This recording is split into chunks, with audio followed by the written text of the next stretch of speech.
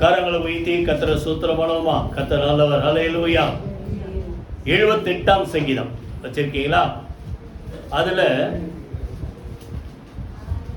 முதலாவதாக 38ஆம் வசனத்தை வாசி. 38ஆம் வசனம். 78 38. அவரோ அவர்களை அழிக்காமல் இரக்கமுள்ளவராய் அவர்கள் அக்கிரமத்தை மன்னித்தார். அவர் தமது உக்கிரம் முழுவதையும் இழுப்பாமல் அநேகந்தரம் தமது கோபத்தை விலக்கிவிட்டார். நம்ம 30ஆம் சங்கீதம் படிச்சோம். அவருடைய கோபம் ஒரு நிமிஷம், அவருடைய தயவு நீடிய வாழ்வு. அதோடு சேர்ந்து அந்த வசனம் முடியல. பின்னால் என்ன போட்டிருக்கு? சாயங்காலத்தில் அழுகை தங்கும், விடியற் காலத்திலே களிப்பு உண்டாகும். அப்போ அவர் கோபம் நம்ம மேல வந்தா நமக்கு என்ன வந்தது? தாங்க முடியாத காரியங்கள் நடக்குது, அழுகை. ஆனா அவர் தயவு வந்த உடனே அந்த அழுகை என்னவா மாறிடுது? களிப்பாக மாறுகிறது. புரிஞ்சுதா? இப்போ இங்க என்ன சொல்றாரு? வெள்ளிக்கிழமை கரெக்டாக நான் ரெகுலராக படிக்கும்போது ஏற்கனவே இன்னொரு சப்ஜெக்ட் எழுதி வச்சுருந்தேன். இருந்தாலும் இதை படிக்கும்போது எனக்கு ரெகுலராக படிக்கும்போது என் இருதயத்தில் தொட்ட வசனங்கள் 38 பாருங்க. அவர்களை அழிக்காமல் இரக்கமுள்ளவராய் அவர்கள் அக்கிரமத்தை என்ன செய்தார்? மன்னித்தார். அடுத்தது தமது உக்கிரம் முழுவதை கோபம் முழுசை எழுப்பாமல். அப்போ என்ன பண்ணுறாரு? கோபம் வருது, அதை அடக்கிக்கிறார். உங்கள் வீட்டில் கூட உங்கள் பிள்ளைங்க ஏதாவது பண்ணும்போது என்ன வருது? கோபம் வருதா? கோபம் வரலையா? எப்படியே போட்ட விட்டுறீங்களா? கோபம் வருது, ஆனாலும் அடக்கிக்கிறீங்க. ஏன்? பிள்ளையாச்ச இல்லை. அதனால் உக்கிரம் முழுவதும் எழுப்பாமல் என்ன செய்தார் சொல்லுங்க? மன்னிக்கும்படி அநேகந்தரம் தமது கோபத்தை என்ன செய்தார் சொல்லுங்க? விலக்கி விட்டார். நல்லா கவனிங்க. இந்த ஏசாயால அருமையான ஒரு வார்த்தை. நான் எப்பொழுதும் கோபமாய் இருப்பதில்லை. ஏன்? நான் உண்டு பண்ணின என் ஆத்துமாக என் ஜனம் என் முகத்துக்கு முன்பாக என்ன செய்யுமா சொல்லுங்க? சோர்ந்து போயிடும். இல்லே நீங்க பாத்தீங்கன்னா 36 வாசிக்கலாம். ஆனாலும் அவர்கள் தங்கள் வாயினால் அவருக்கு இச்சகம் பேசி தங்கள் நாவினால் அவரிடத்தில் ஏன் கோபம் வந்தது? பொய் சொல்றான். அடுத்தது அவர்கள் இருதயம் அவரிடத்தில் என்ன செய்யல? நிலைவரப்படவில்லை. அவருடைய உடன்படிக்கையில் அவர்கள் உண்மையாயிருக்கவில்லை. அடுத்து சொல்றாரு 38 நம்ம வாசித்தோம். 39 அவர்கள் மாம்சம் என்றும் திரும்பி வராமல் அகலுகிற காற்றென்றும் நினைவு கூர்ந்தார். என்ன பண்ண பார்க்குறாரு? இதெல்லாம் மாம்சம் அப்படின்னு அர்த்தம். நான் உண்டாக்கின ஜனங்க தான் அப்படின்ட்டு கொஞ்சம் இரக்கம் பாராட்டுறாரு. 40 சொல்றாரு, எத்தனை தரமோ வனாந்திரத்தில் அவருக்கு கோபம் மூட்டி அவாந்திர வெளியிலே அவரை விசனப்படுத்தினார்கள். நிறைய இடத்துல இருக்கு. அவர்கள் என்ன செய்தார்கள்? விசனப்படுத்தினார்கள். அப்படின்னா ஆண்டவர் துக்கப்படுத்து. எப்பவுமே நல்லா கவனிங்க. நீங்க ஒரு ஆளை சந்தோஷப்படுத்திட்டா மனசு திறந்து சொல்ல உனக்கு என்ன வேணும். அதுக்காக ஆண்டவர் இப்படிலாம் அப்படி நான் சொல்ற அர்த்தத்தை புரிஞ்சிங்க. புரியுதா? அப்படி இல்லை. அப்போ துக்கப்படுத்திட்டா, விசனப்படுத்திட்டா நம்ம எப்படி ஆசீர்வாதமா இருக்க முடியும்? எத்தனை பேர் புரியுது? கோபப்படுத்தி அவரை விசனப்படுத்தி நம்ம என்ன செய்ய முடியாது? வாழ முடியாது. எத்தனை தரமோ கோபப்படுத்தினாங்களாம். இப்போ இந்த சங்கீதத்துல நீங்க அப்படியே வச்சீங்க. ஏன் கோபப்பட்டாரு? அதான் நீங்க பார்ப்போம். அப்ப அந்த கோபம் வருகிற நேரத்தில் நமக்கு என்ன நடந்தது? எதனால கோபம் கொண்டார்? அந்த கோபம் நீங்குவதற்கு நம்ம என்ன செய்யணும்? அந்த கோபத்தின் மத்தியில கோபம் நீங்கி நம்ம பார்த்தோம்ல, தயவு நீடிய வாழ்வு, விடியற் காலத்துல என்ன உண்டாகும்? களிப்பு உண்டாகும். அப்போ கோபம் நீங்கி நம்ம ஆசீர்வதிக்கப்படணும்னா நம்ம என்ன செய்யணும்? அதான் இன்னைக்கு நம்ம பார்க்க போறோம். எல்லாமே 78ஆம் சங்கீதத்தில் தான் நான் திருப்பி படித்தேன். படிக்கும்போது ஒரு 5 காரியங்கள் எதனால நம்ம அவரை கோபப்படுத்தி இருக்கிறோம். முதலாவது வாசிங்க 17ஆம் வசனம். 17ஆம் வசனம் வாசிங்க. நல்லா கவனி. என்றாலும் அவர்கள் பின்னும் அவருக்கு விரோதமாய் பாவம் செய்து வறண்ட வெளியிலே உன்னதமானவருக்கு நல்லா கவனிங்க கோபம் மூட்டினார்கள். கோபம் மூட்டுறாங்க. எதனால? பாவம் செய்து. இப்போ மனிதன் தேவனுக்கு விரோதமா செய்கிற பாவம் தேவன் என்ன செய்யுது சொல்லுங்க? கோபம் மூட்டுது. புரியுதா? என்ன சொல்ல? இந்த வார்த்தை நல்லா புரிஞ்சுக்கிட்டீங்கன்னா, அவர்கள் பின்னும் அவருக்கு விரோதமாய் பாவம் செய்தார் அப்படின்னா அர்த்தம், ஏற்கனவே செஞ்சாங்க, ஆண்டவர் எத்தனையோ தடவை கண்டித்தார், புரியுதா? தண்டித்தார், கடிந்து கொண்டார், வான் பண்ணார், திருந்தணும். திருந்தாம பின்னும் அர்த்தம் புரியுது? அப்போ அகைன் திருப்பி திருப்பி திரும்பி திரும்பி என்ன செய்யறாங்க?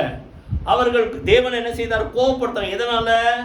பாவம் செய்தபடியினால் அவரை என்ன செய்தார்கள் சொல்லுங்க? கோபப்படுத்தினார்கள். நல்லா கவனிங்க.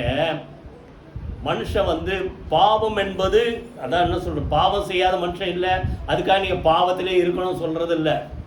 நல்லா புரிஞ்சுங்க. அதெல்லாம் ஒரு வார்த்தை இருக்கும். யோவான் நிருபம் 3:8 தேவனால் பிறந்தவன் சொல்லுங்க 9 தேவனால் பிறந்தவன் பாவம் செய்யான், ஏனெனில் அவருடைய வித்து அவனுக்குள் தரித்திருக்கிறது.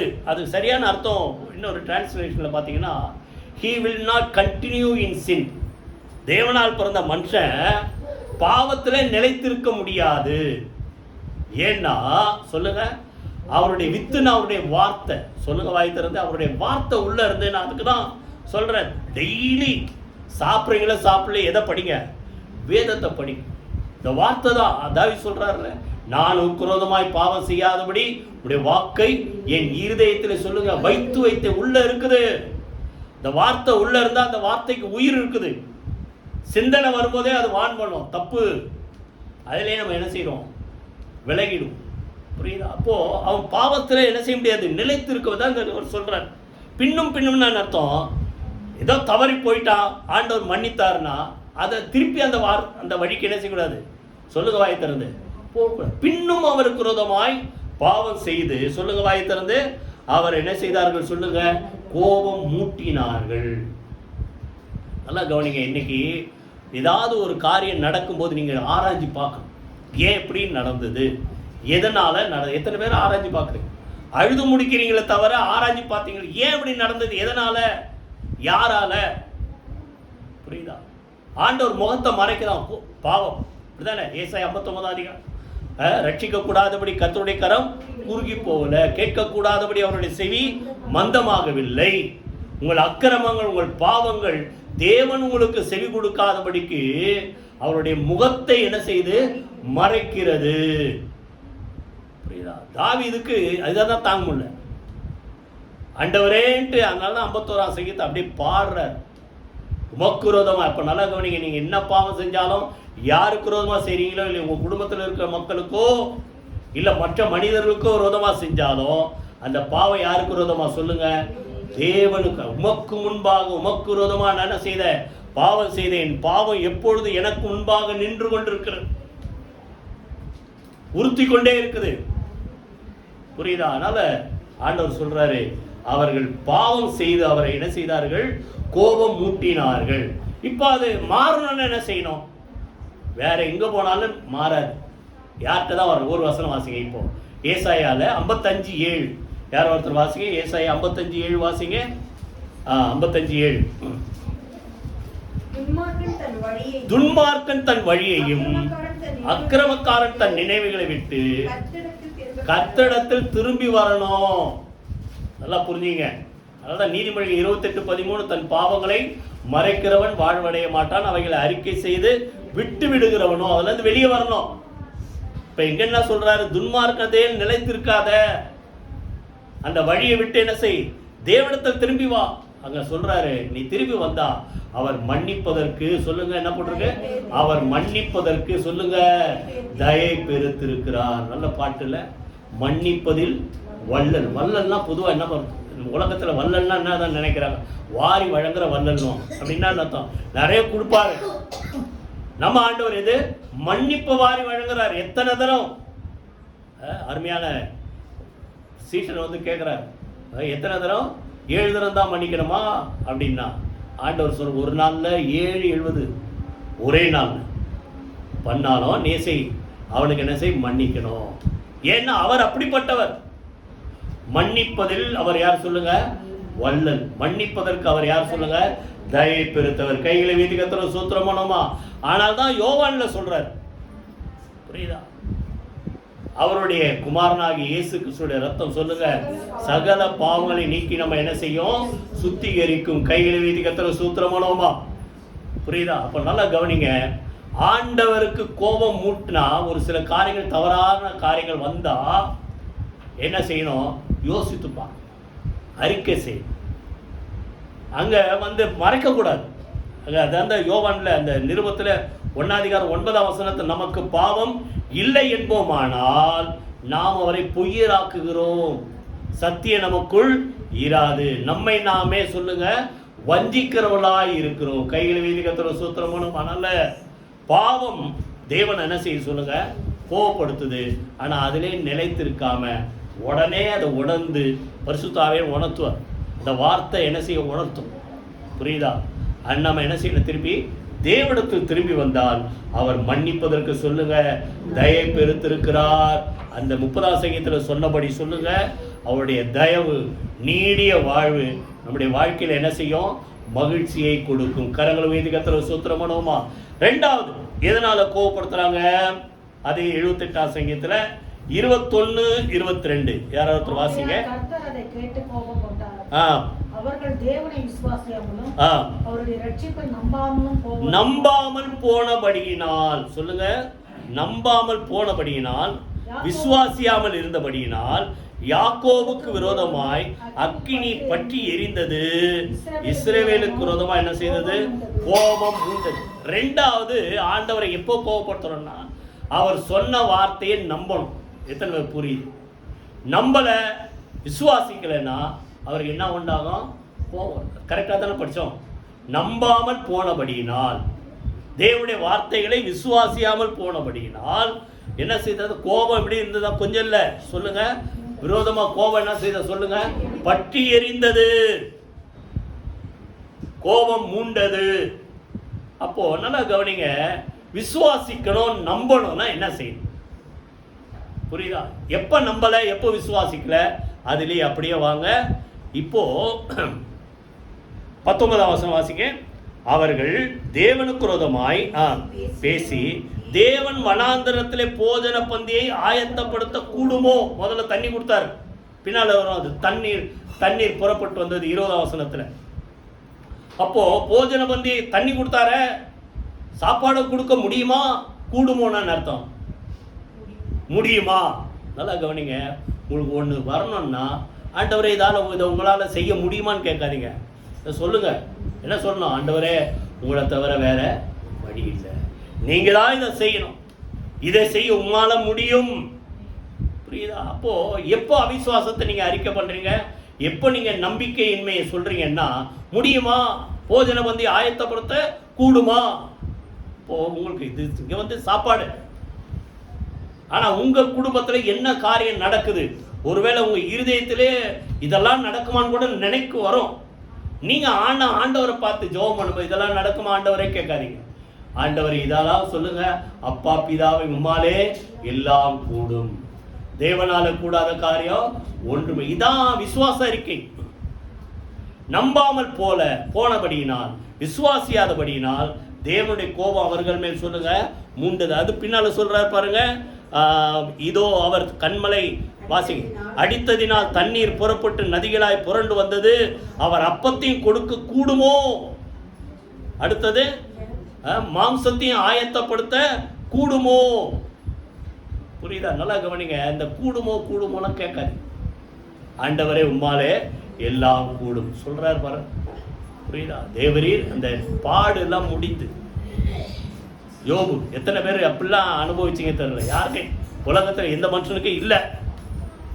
ஆனாலும் அவர் என்ன சொல்றாரு? உங்களால முடியுமான்னு கேட்கல, தேவரீர் சொல்லுங்க. 42:2 தேவரீர் சகலத்தையும் செய்ய வல்லவர். புரியுதா? நீர் செய்ய நினைத்தது தடைப்படாது. கைகளை வைத்து கத்துறது. நல்லா கவனிங்க. எப்போ ஆண்டவர் கோபம் வருது? இதெல்லாம் உங்களால் முடியுமா ஆண்டவரேன்னா, உங்க பிள்ளைங்க உங்களை பார்த்து இவங்க நல்லா இதெல்லாம் முடியுமான்னா என்ன கோபம் வருமா? சந்தோஷப்படுவீங்களா? கோபம் தானே வருது. என்ன பார்த்தா சொல்ற, இவ்வளோ நாள் உனக்கு சோறை போட்டு வளர்த்துருக்கிற, இதெல்லாம் கூட நம்மள கண் கூட பார்த்தாங்க. செங்கடலை பிளந்து தண்ணி கடலுக்குள்ள நடக்கிறாங்க, தண்ணி மதில் மாதிரி நிற்குது. இதெல்லாம் பார்த்த மக்கள் அவர் தண்ணி தர முடியுமா? சாப்பாடு தர முடியுமா? சாப்பாடு கொடுத்தவன என்ன கேட்டான்? இறைச்சி தர முடியுமா? முடியுமான்னு கேட்காதீங்க, சொல்லுங்க முடியும்னு சொல்லுங்க. அதே போல அந்த என்னாகும் 13 சுருக்கமாக சொல்லிடுறேன், நேரம் இல்லாத.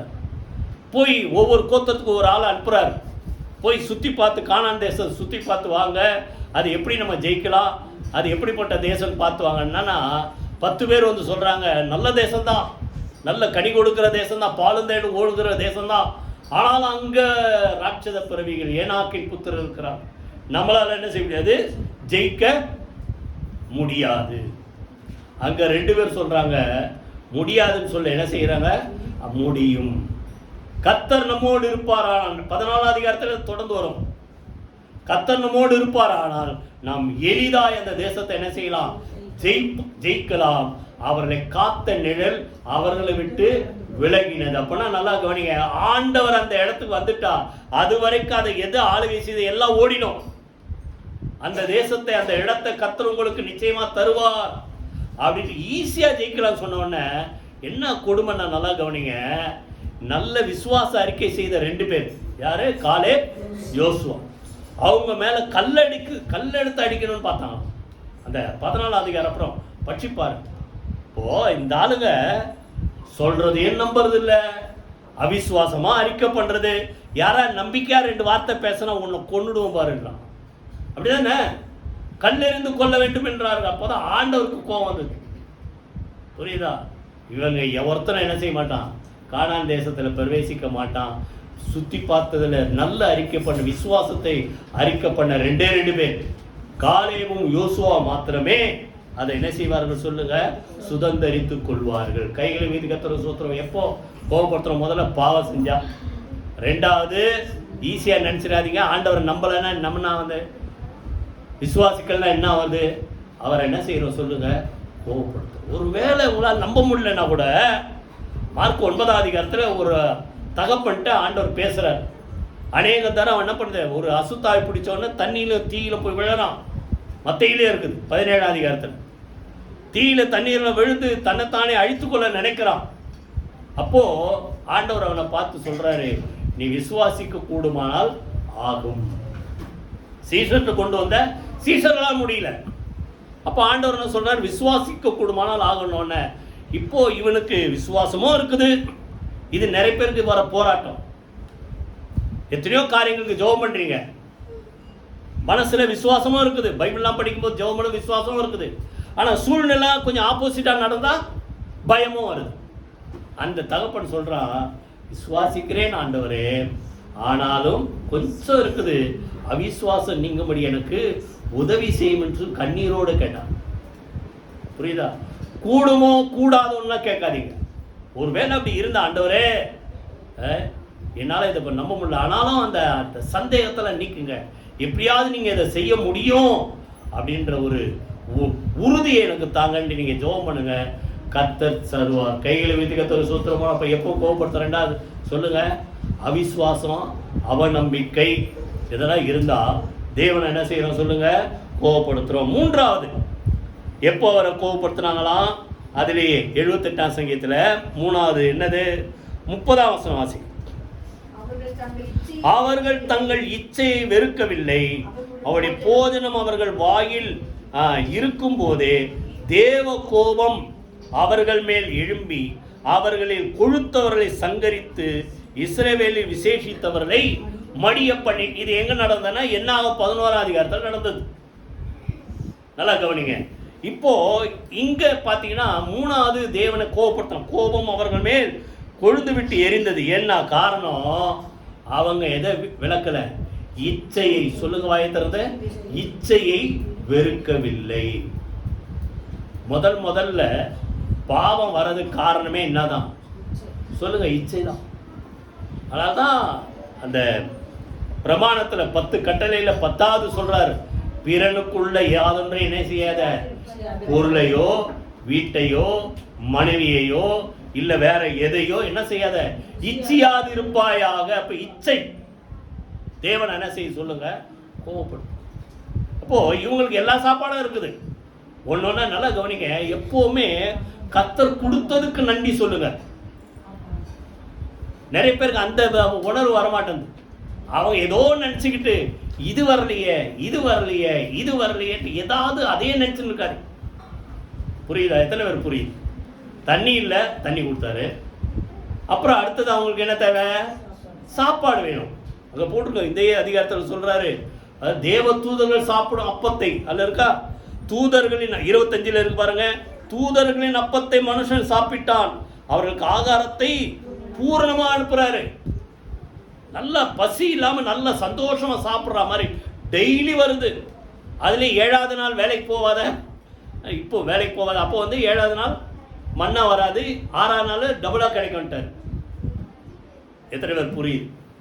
அப்போ நல்லா கவனிங்க, சம்பூர்ணமா சாப்பாடு கொடுக்குறாரு. யாருடைய சாப்பாடு சொல்லு? வானத்தின் அப்பம். வாயத்தரு சொல்லுங்க, வானத்தின் அப்பம். ஏஞ்சல் சாப்பிட்ற சாப்பாடு. நமக்கெல்லாம் தெரியுமா? அந்த டேஸ்ட் பார்த்தா தேனிட்ட சொல்லுங்க, தேனிட்ட பணியாரத்துக்கு ஒப்பா இருக்குதான். அவ்வளோ டேஸ்டான சாப்பாடு. ஏஞ்சல் சாப்பிட்ற சாப்பாடை கொடுத்தா இவனை திருப்தி வந்ததா? உங்களை தான் பார்த்து கேட்குறேன். அதை போல உங்களுக்கு ஆண்டவர் எவ்வளோ செய்கிறாரு. எத்தனை திருப்திப்பட்டு கர்த்தரை துதிக்கிறீங்க? இல்லை இன்னும் ஆண்டவரை அதை செய்யலையே, இதை செய்யலையே. இதான் என்னது சொல்லுங்க, வாய்த்தர சொல்லுங்க, இச்சை. அதே போல அங்க முதல் பாவம் வரும்போது ஆண்டவர் என்ன பண்ணாரு? தோட்டம் முழுசா எத்தனை விருட்சங்கள் எல்லாம் இருக்குது. கூப்பிட்டு சொல்றாரு, சகல விருட்சத்தின் கனிகளை நீங்க என்ன செய்யலாம்? புசிக்கலாம். ஆனா ஒன்னே ஒண்ணு புசிக்காதன்னு. தொடாதன்னு அது அவன் சொன்னது. புசிக்காதன்னு எதை? நன்மை தீமை அறியத்தக்க கனியை என்ன செய்யாத? புசிக்காத. அப்ப இவன் இச்சை எங்க போகுது? இதை மாத்திரம் ஏன் விளக்கிட்டார்? சாத்தான் வஞ்சித்த உடனே அங்க போட்டிருக்கு, இச்சிக்கப்படத்தக்கதாய் இருக்கிறது என்று சொல்லி அதை எடுத்து என்ன செய்தால்? புசித்தால், தன் கணவனுக்கும் கொடுத்தால். உள்ள பயம் வந்தது, பாவம் வந்தது. தேவனை விட்டு என்ன செய்தார்கள்? விலகி என்ன செய்தார்கள் சொல்லுங்க? ஒழித்து கொண்டார்கள். எத்தனை பேர் புரியுது? அப்போ நல்லா கவனிங்க, எது ஆண்டவர் கோபப்படுத்துது சொல்லுங்க? இச்சையை என்ன செய்யல அவர்கள்? முழுசா வாசிங்க. இச்சையை என்ன செய்யல? வெறுக்கவில்லை. அப்போ உள்ள லஸ்ட், இச்சை. அந்த ஒரு வசனத்தை வாசிங்க, அப்பதான் புரியும். யாத்திராகமம் நான் சொன்ன வசனம் 20வது அதிகாரத்துல 17. யார் ஒருத்தர் வாசிங்க? 17 யாத்திராகமம் 20:17. பிறனுடைய வீட்டை இச்சியாதிருப்பாயாக. அப்ப நல்லா கவனிங்க, பிறனுடைய பொருள், அடுத்தது வீடு, அடுத்தது சொல்லுங்க மனைவியை, வேலைக்காரியையும் எருதுகளை, ஆஸ்தி, பணம், பொருள், இது. அடுத்தது பிறனுக்குள்ள யாதொன்று எதையுமே என்ன செய்யாத? இச்சியாதிருப்பாயாக. இன்னைக்கு நிறைய பேருக்கு, எங்களுக்கெல்லாம் இல்லை, உங்களை நான் குறை சொல்றேன்னு சொல்ல, அப்படி நல்லா போட்டு வந்தா நல்லா இருக்குது, சந்தோஷப்பட்டா பரவாயில்ல. இதெல்லாம் நமக்கு கிடைக்கல, என்னது புரியுதா? சரி, அதை விட்டுருங்க. இங்க என்ன சொல்றாரு? பிறனுக்குன்ற எதையுமே இச்சியாதிருப்பாயாக. இதை எங்க சொல்றாரு தெரியுமா? எபிரேயர்ல வாசிங்க. இப்போ எபிரேயர்ல 13வது அதிகாரம் 4ஆம் வசனம் 5ஆம் வசனம் வாசிங்க. எபிரேயர் 13. விவாகம் யாவருக்குள்ளும் கனம் உள்ளது, விவாகம் அஞ்சம் அசூசிப்படாதிருப்பதாக. வேசி கல்லறை விபச்சாரக்காரன் தேவன் நியாயந்திருப்பார். நீங்கள் பண ஆசை இல்லாதவர்களாய் நடந்து உங்களுக்கு இருக்கிறவைகள் போதும் என்று எண்ணுங்கள். நான் உன்னை விட்டு விலகுவதும் இல்லை, உன்னை கைவிடுவதும் இல்லை என்று அவர் சொல்லி இருக்கிறாரு. நல்லா கவனிங்க. இப்போ 2 இச்சைங்க, பண ஆசை, பொருள் ஆசை, இச்சை. 2வது முன்னாடி என்ன சொல்றாரு? விவாகம் கனம் உள்ளது, விவாகம் அஞ்சம் அசுசிப்படாதபடிக்கு. புரியுதா? அங்க யாத்திராமத்தில் படிச்சது பிறனுக்குள்ள யாதொன்றையும் மனைவி இல்ல, அடுத்த இது என்ன செய்யாத? இச்சியாத. அப்படா என்ன அர்த்தம்? இருக்கிறவைகள் என்ன சொல்றாருங்க? சொல்லுங்க. இப்போ உங்களுக்கு இருக்கிறவைகள் சொல்லுங்க போதும் என்று எண்ணுங்கள். ஆதாம பார்த்து எப்படிப்பட்ட துணையை தருவேன்னாரு? சொல்லுங்க, எல்லாருக்கும் நல்லா தெரியுது இல்ல? ஏற்ற துணை. அப்போ உங்களுக்கு ஆண்டவர் என்ன சொல்றது? புருஷனா இருந்தாலும் மனைவியா இருந்தாலும், இங்கேயும் சரி அங்கேயும் சரி, உங்களுக்கு ஏற்ற துணை தான் கர்த்தர் கொடுத்துருக்கிறார். எத்தனை பேர் ஒத்துக்கிறீங்க? இதுக்கே கை தூக்க மாட்டீங்களா? அப்படா என்ன அர்த்தம்? ஒத்துக்க மாட்டீங்களா? ஏற்ற துணை தானே. இப்போ ஏன் அப்படி அடுத்த கண்ணு போகுதுன்னா, இவன் என்ன செய்யல, இது ஏற்றதுன்னு நினைக்கல. அதான் சொல்றாரு, உங்களுக்கு எத்தனை இப்போ இதுதான் புரிஞ்சுக்கணும். பண ஆசைக்கு மேலே இதுதான் இன்னைக்கு உலகத்துல என்ன சொல்றது, ஒரு 40-50 வருஷத்துக்கு முன்னால இதெல்லாம் எங்கேயோ நடந்தது. இப்போ பார்த்தா நியூஸை பார்த்தாலே இதான் வருது. அவங்களோட ஓடிட்டா, இவங்களோட ஓடிட்டா. காரணம் மீடியா. என்ன மீடியாவா என்ன சொல்றது, ஃபோனில் நிறைய கான்டாக்ட். புரியுதா? ஏன் காரணம், குடும்பத்தில் உனக்குன்னு கொடுத்துருக்கிறார். கணவனா செஞ்சு மனைவியை செஞ்சு உனக்குன்னு தான் கொடுத்துருக்கிறார். ஏற்ற துணை கொடுத்துருக்கிறார். இதில் நீ திருப்தி இல்லை, போதும் என்ற மனசு இல்லை. அதனால என்னாச்சு, ஆசை பறக்குது, குடும்பம் அழியுது, பிள்ளைங்க நடுத்தருவில் நிற்குது. அதனால் நல்லா கவனிங்க. மோசமான பாவம் எது சொல்லுங்க, இச்சை. இச்சையை என்ன செய்யல சொல்லுங்க, வெறுக்கவில்லை. கர்த்தர் அவர்கள் மேல் என்ன செய்தா சொல்லுங்க, கோபம் கொண்டார். 4வது 56ஆம் வசனம். ஆண்டவர் ஏன் கோபம், 78ஆம் சங்கீதம் 56ஆம் வசனம். ஏன் கோபம் கொண்டார்? ஆனாலும் அவர்கள் உன்னதமான தேவனை பரீட்சை பார்த்து அவருக்கு என்ன பண்ணாங்களா, கோபம் மூட்டினார்கள். 56 வாசிக்கிறா, கோபம் மூட்டி அவருடைய சாட்சிகளை கை கொள்ளாமல் போய் வழுவி போனார். நல்லா கவனிங்க. இப்போ 4வது ஆண்டவரை என்ன பண்ணிட்டாங்க சொல்லுங்க, பரீட்சை பார்க்குறாங்க. எப்பவுமே நல்லா கவனிங்க, பரீட்சை பார்க்காதீங்க. உங்க என்ன வேண்டுதலோ கேளுங்க, கர்த்தர் அப்படியே செய்வார். புரியுதா? ஏன்னா ஆண்டவர் சொல்றாரு, பரீட்சை பாராது இருப்பாயாக. உபாகமம் 7ஆம் அதிகாரத்தில் சொல்றாரு. உபாகமம் 6:16 உன் தேவனா கர்த்தர் என்ன செய்யாத, பரீட்சை பாராதிருப்பாயாக. புரியுதா? இது ஆண்டவருக்கு நல்லாவே தெரியும். இவன் என்ன பண்றா, யாரு, சாத்தான். உப்பரிகை மேல நிறுத்தி இங்க இருந்து என்ன பண்ணுங்க, மத்தேயு வசனம் நோட் பண்ணீங்க, 4ஆம் அதிகாரம் 5-7 வரைக்கும். மத்தேயு 4ஆம் அதிகாரம் 5-7 வரைக்கும். இங்க இருந்து என்ன செஞ்சிருங்க, குதிச்சிருங்க. நீங்க தான் தேவனுடைய குமாரனாச்ச, உங்களை காப்பாற்றும்படி 91ஆம் சங்கீதத்தில் சொன்னபடி உன் வழிகளெல்லாம் உன்னை காக்கும்படி உனக்கு காக்கும்படி தன்னை தம்முடைய தூதர்கள் என்ன செய்வார், கட்டளையிடுவார். அவர்கள் உன் பாதம் கல்லில் இடராதபடிக்கு கைகளில் ஏந்தி கொண்டு போவார்கள். அந்த நடக்கிற வழியில இடராதபடி தான் காப்பாங்க சொல்லியிருக்காங்க. நீ மேல இருந்து குச்சா காப்பாங்க போட்டிருக்கா. அவன் எப்படி ஏமாத்துறான் பாரு. இப்போ இயேசுவையே எப்படி ஏமாத்துறான்னா உங்களை எவ்வளவு ஏமாத்தும். மேல இருந்து என்ன செஞ்சிருங்க, குதிச்சிருங்க. எங்க வசனம் போட்டுக்குது, ஏஞ்சல்ஸ் அனுப்புவாரு, என்ன செய்வாரு, காப்பாத்துவாங்க. அப்படின்னோடனே ஆண்டவர் சொல்றாரு, உன் தேவனாகிய கர்த்தரை என்ன செய்யாத, பரீட்சை பாராது இருப்பாயாக என்றும் எழுதி இருக்கிறதே. கைகளை வீதி கர்த்தரை சூத்திரமான பண்ணலாம். கவனிங்க, ஆண்டவர் என்ன பண்ணாதீங்க சொல்லுங்க, பரீட்சை பார்க்க. இன்னொரு இடத்துல சொல்றாரு, அந்த 8ஆம் தான் 14ஆம் அதிகாரத்தில் தான் நினைக்கிறேன். அதாவது எத்தனை தடவை பரீட்சை பார்த்தாங்களா, 10 தடவை பரீட்சை பார்த்தாங்க.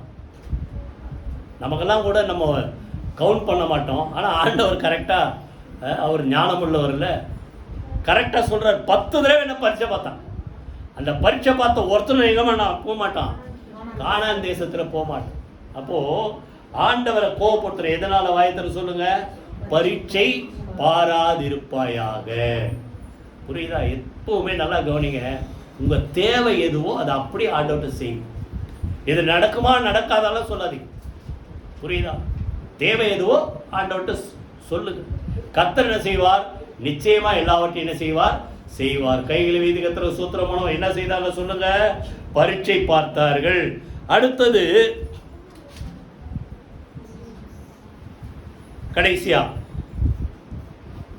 58ஆம் வசனம்.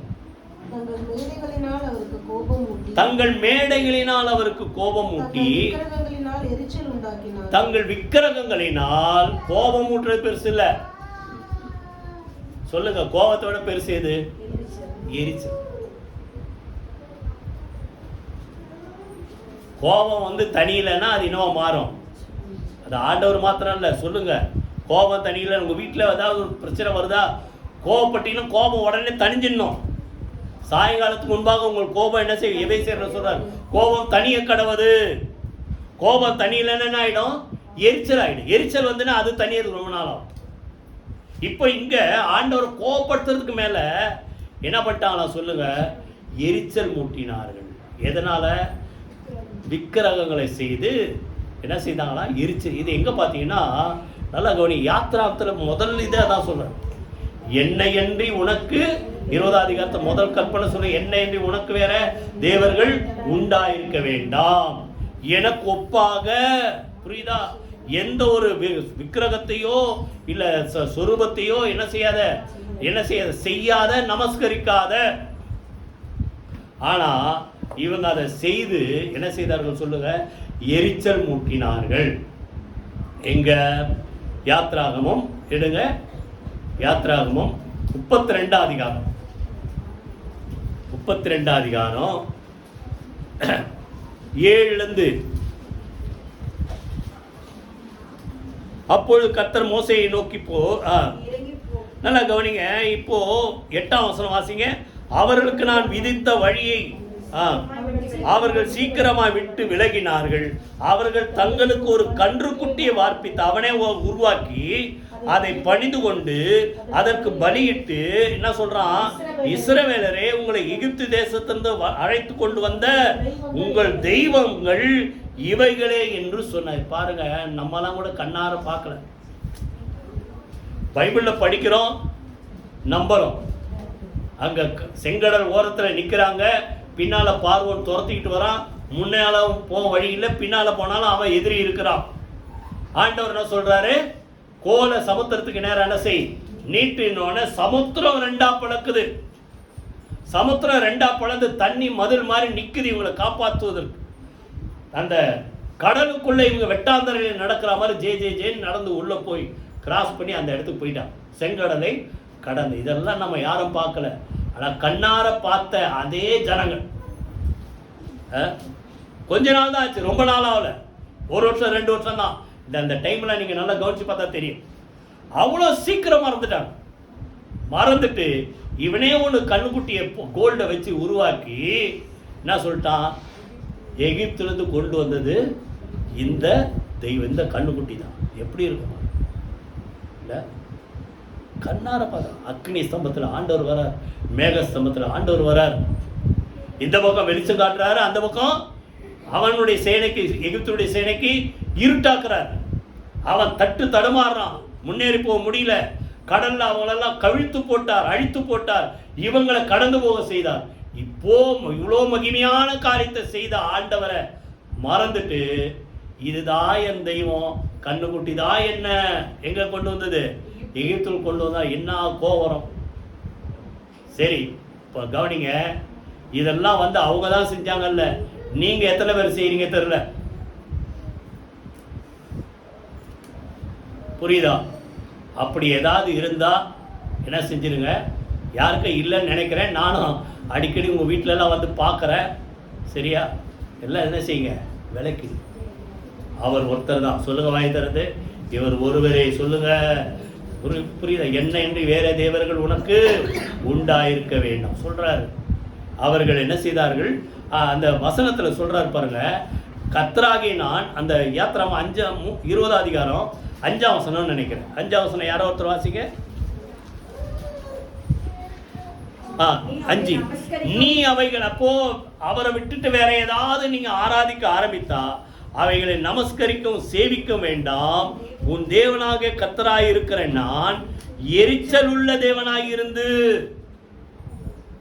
எத்தனை பேர் புரியுது? கோபப்படுறது மாத்திரம் இல்ல, என்ன சொல்றாரு? அவர் எரிச்சல் உள்ளவரா மாறுறாரு. ஆண்டவருடைய குணம் எவ்வளவு சொல்லுங்க, கர்த்தர் சொல்லுங்க, நீடிய சாந்தமும் கிருபையும் தயவும் சொல்லுங்க, இரக்கமும். இவ்வளோ நிறைந்த ஆண்டவரை நம்ம பண்ற தகராறுல என்னவா மாத்திட்டோம்? கோபப்படுத்தல, இப்ப என்னவா மாத்திட்டோம் சொல்லுங்க, கவனிங்க, யோசித்து பாருங்க. எதிலையாவது நம்ம ஆண்டவரை எரிச்சல் படுத்துறோமா?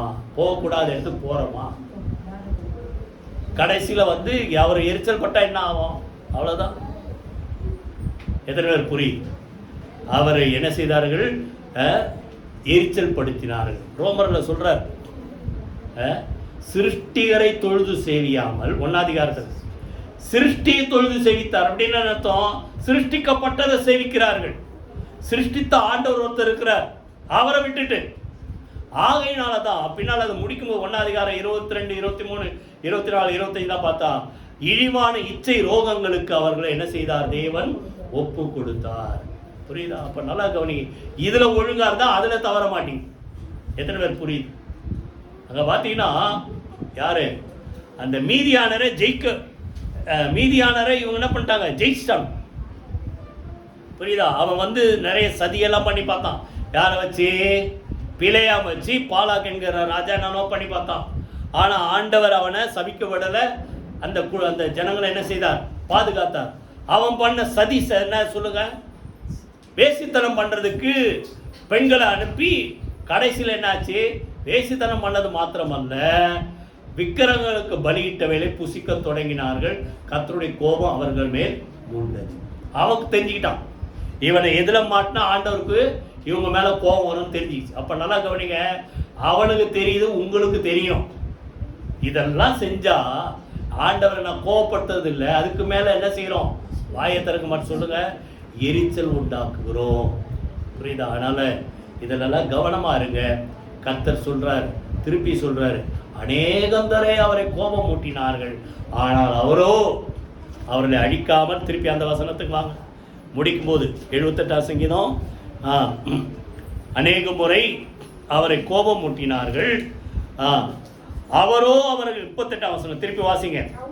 அவரோ அவர்களை அழிக்காமல் இரக்கம் உள்ளவராய் அவர்கள் அக்கிரமத்தை மன்னித்தார். எல்லாரும் எழுந்து கர்த்தரை ஸ்தோத்திரம் பண்ணுவோமா? நல்லா கவனிங்க. ஆண்டவர் மன்னிக்கிற தேவன், மன்னிக்கிறது தயை பெருத்தவர். ஆனால் நல்லா கவனிங்க, கோபப்படுத்தாதீங்க, அவரை எரிச்சல் படுத்தாதீங்க. என்னென்ன பார்த்தா 5 காரியம்.